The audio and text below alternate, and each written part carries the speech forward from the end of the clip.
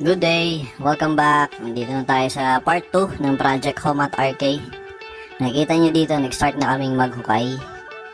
At ito nga, sobrang matubig talaga dito sa lugar na to.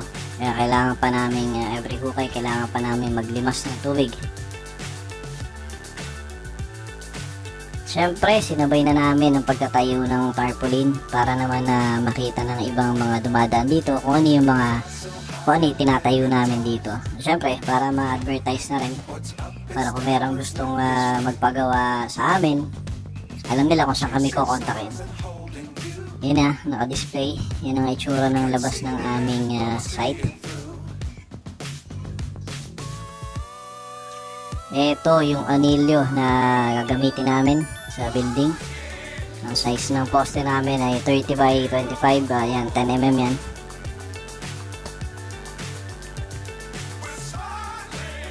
Kitang-kita nyo naman, ang aming stillman ay mukhang action stock. Kaya talagang malakas magbali naman yan, ang anilyo.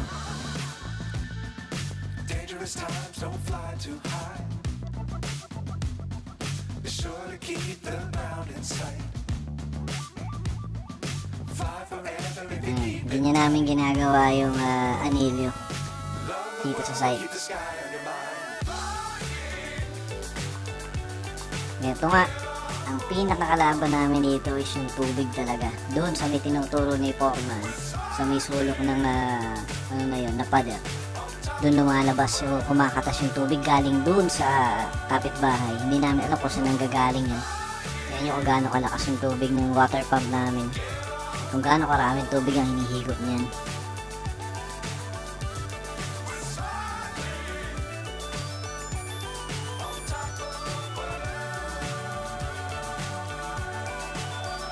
Ito, malalim na yung nahuhukay nila dito. Halos sa balikat na ng tao. Ayan.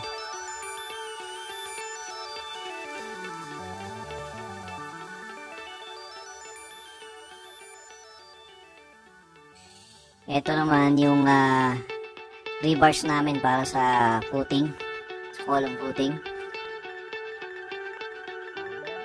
At dito, makikita nyo yung mga na-assemble namin na poste. Yan, kaya ganyan yung bakal niyan kasi nasa tabi siya ng wall, nasa property line. Kaya straight lang yung pinakapaan niya.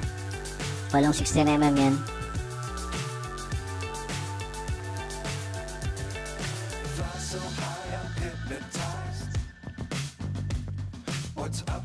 Yan, in action. In action tong fabricator natin.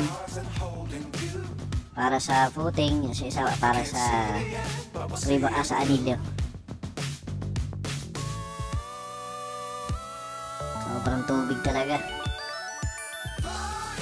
Kung mapapansin nyo, kahit na matubig siya, matigas pa rin yung lupa. Ayan o. Habang hinuhukay na ganyan, hindi siya malagkit yung lupa. Matigas yung ilalim niya, kaya maganda siyang patungan ng pundasyon. Kasi to, dumating naman yung yung delivery ng buhangin. Ang problema, nabahura yung mini dump truck. Gagawa ko ng video niyan kung paano yan nakaalis dyan. Yun o. Ito, nilagay na nila yung rebars tsaka yung rebars ng poste. At ready nang buhusan yan. Kung makikita nyo dyan, may nagtutubig pa rin siya. Pero sinasabay namin siya ng water pump. Yan, nasa may ilalim. Hindi na masyadong kita. Tapos eto naman, yung mixer na nabili ko. Hindi pa namin siya magamit kasi kailangan pa siyang i-break in. Kaya ito dito, binibreak in namin siya. Pero hindi pa nakakonect yung makina dun sa bucket mismo. Kailangan kasi paandarin pa siya ng mga dapat 2 araw. Yun ang sabi sa akin nung binilin nung pinagbilang ko.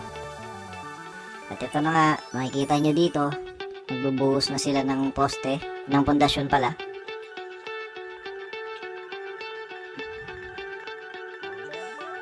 Ito, tapos na to.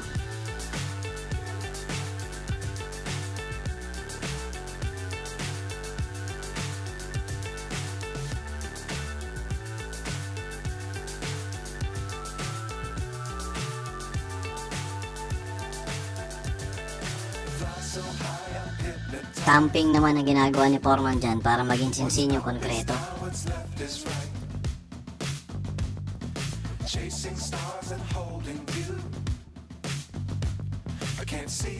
At yun lang gusto ko lang i-share sa inyo yung part 2 na yan. Abangan yung part 3.